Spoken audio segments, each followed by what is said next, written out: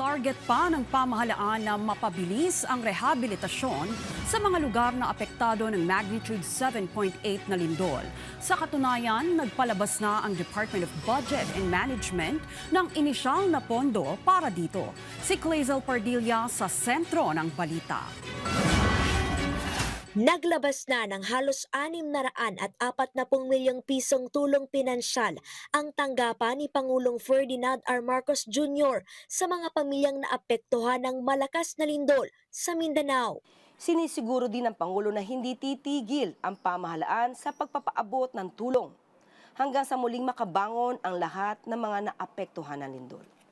Puspusan din ang paghatid ng pamahalaan ng ayuda sa mga biktima ng pagyanig. Karagdagang 100,000 food pack ang ibinyahe ng DSWD sa General Santos City. Patuloy ang pamamahagi ng pagkain, hygiene kit at tent sa iba pang lalawigan. Umaasa dyan ang pamilya ni Leticia na walang-wala ngayon matapos masira ang bahay sa probinsya ng Sarangani. Hindi rin makabiyahe ang kanyang asawang tricycle driver dahil sa sitwasyon sa lugar. Yung mga relief good, yung packs na mga bigas, yun po, yung mga dilata, yun itong natanggap namin. Magpasalamat po kami sa mga DSWD na may manatanggap kaming makain. Naglabas na rin ng 362 milyong pisong pondo ang Department of Budget and Management sa mga lokal na pamahalaan sa Sarangani, General Santos City at South Cotabato. Target nitong mapabilis ang rehabilitasyon ng mga pangunahing gusali ng gobyerno na nagiba o nasira ng malakas na lindol. Yan ay upang agarang maibalik ang mga kinakailangang serbisyo mula sa gobyerno. Ang nasabing halaga ay bahagi ng malawakang Disaster Response and Recovery Financing Strategy ng pamahalaan.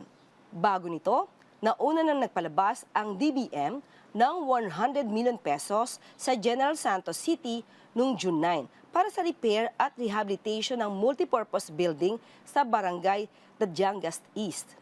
Aabot naman sa 140 million pesos ang inirelease ng DBM sa Sarangani Province noong June 15 para sa pagsasaayos ng mga nasirang gusali doon. Alinsunod sa utos ni Pangulong Marcos, pabibilisin na rin ang distribusyon ng emergency cash transfer mula sa DSWD para sa mga biktima ng lindol. Nagkakahalaga ito ng 5 hanggang 25,000 piso. May hanggang 30,000 piso rin na cash assistance galing sa DSUD.